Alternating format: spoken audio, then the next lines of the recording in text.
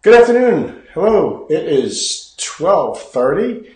It's Tuesday, and it is time for Timeout Tuesday. And today is episode 50. That's right. We've been doing this for 50 straight weeks now. Who even knew there were 50 things to talk about? But apparently there's a lot more than that. So I was going to talk today a little bit about over preparing and keeping things in perspective. And a lot of the reason why I chose that to talk about this week is because we just finished our bell testing. Every 2 months, our children and adults are able to elect to take an exam that will move them to a next belt or stripe level, which is how we monitor progress in the martial arts. And we design a curriculum so that as they pass through the 2 months, they're able to learn their new material, have ample time to practice their old material, and make sure that they're properly prepared for the exam. Now, I have a tendency to over prepare for things. I've got a background in project management and finance and technology, and along with that comes this need, I guess you'd call it, to identify risks and play out scenarios and try to make sure that you're going to plan for every possible scenario that can occur before you try to execute. Now, I certainly believe that all the planning goes out the door once the first shot gets fired, but certainly if you don't prepare in advance for everything that you possibly can conceive of, you're going to have a much harder go of it. And one of the ways that I'm able to sort of measure the fruits of our labor, as I've sort of, I guess, infiltrated this thought process into the way we run the martial arts school, is after one of our really large events, I almost always have a parent, and it's normally a parent that's kind of new to the martial arts school, where they haven't really seen one of these type of events before. They come up to me and they say, wow, as I started seeing all these kids filtering in here, you had 80 kids, you had 70 kids, we had 200 kids for certain events. I started thinking, wow, this is going to be total chaos, and I don't know how you guys are going to manage this. And then I watched it unfold, and it was really just like a military operation. The kids moved from place to place to place. They were happy. They were having a great time. They got a chance to do every single activity, and somehow all your instructors maintained composure. There was no yelling, no screaming, no carry on. Everyone just kind of followed. And it's not a miracle that that happens. That happens because prior to it, we take a big look at what we're going to do. We take a look at what we did last year. We make sure that we have examine the lessons learned from the last experience, and we make sure we fix everything that we can and always trying to improve it. The Japanese term kaizen is something that we always talk about, always trying to continually improve what we're doing.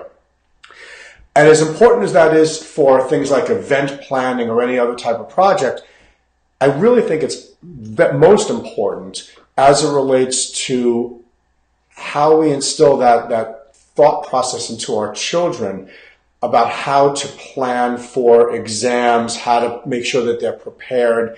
And one of the ways that we do that is we give them multiple ways of learning. We teach them certainly by instructors standing up in front and coaching them on how to do certain techniques. We have them work in groups. We have them do peer review with one another. We even encourage them, especially during our open floor sessions, to teach one another, work with one another. It's one of the things that we believe helps them to really gain an insight into how well they're doing things. If they have to really dissect what someone is doing that's causing them a problem, they're probably going to really understand that concept when they're all done, and they wind up becoming better martial artists and teachers as a result of it.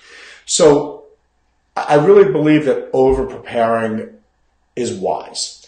One of the other things that we do that is very important to our testing structure is we keep our kids in classes where there's mixed ages and mixed ranks. We don't separate them by ages and by ranks, but rather we want them to work sort of in an interdisciplinary manner with one another so that they get a chance to have some perspective.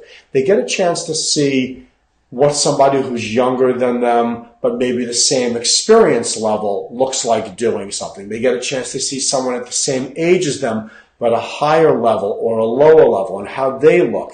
So it gives them some perspective on where they are and what they should aspire to. And I think that without that, they're kind of running blind. They don't really have an idea of whether or not they're getting better, whether or not what even getting better means if you don't have an opportunity to see someone that is better than you on a regular basis. And we believe that that kind of interdisciplinary learning combined with the notion of making sure that they're incredibly well prepared before an exam is part and parcel to the success of our students. And it's one of the things that allows them to demonstrate an increased proficiency every time they test. So that's something that we're really proud of. We think it's a really important facet of the way we run our school. One of the things that differentiates ourselves from many other schools is our testing procedures and how we go about testing them, testing the students. We don't have a celebratory graduation ceremony. We have an actual test where the students are brought in front of a bank of black belts that are not grading them for the purpose of simply just critiquing them, and certainly not just sitting up there to rubber stamp a belt. What we're doing is we're really carefully watching everything that they're doing. We're doing a lot of note taking. We're mentioning in our notes things that they're doing well, things that they need to work on. And then at the end of the exam, nobody gets awarded a belt. And the reason why no one gets awarded a belt is that we just finished writing a lot of notes, scoring, many dozens of students. We're not going to just issue them a belt without knowing that they really actually passed that test properly. And we're not going to issue them a belt without being able to say to them, hey, this is what you did really well. This is what you should work on in the future.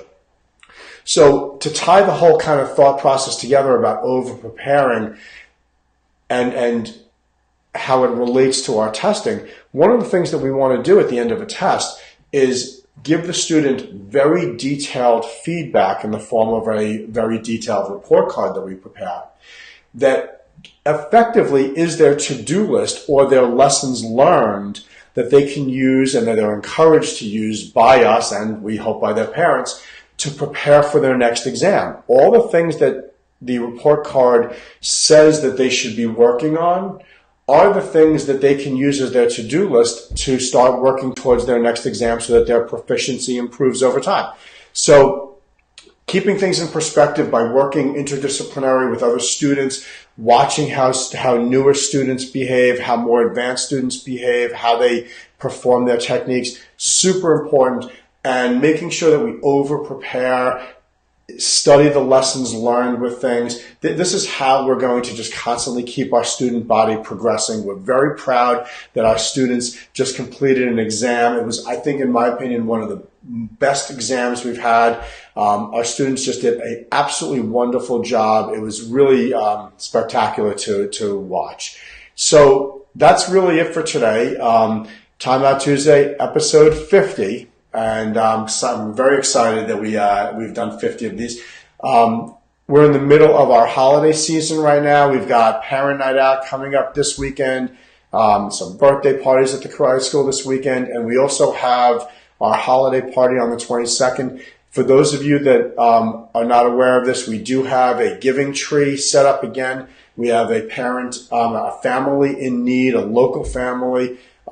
There's a full story that you can learn about. You can give us a call or read at the front desk. We have a flyer that talks a little bit about the plight that this family is in. It's serious, and so far our members have really come up with just a ton of stuff for them.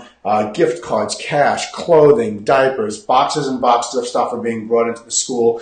We're collecting them. We're going to deliver to them before deliver this to the family before the holidays. I'm sure they're going to be very appreciative of it. This is a wonderful thing that we do as a community every year. I'm very proud that you all should be as well. That's it for today. I hope everyone makes it a fantastic day. I'll see you at the dojo. Have a great day. Make it a great day. Peace.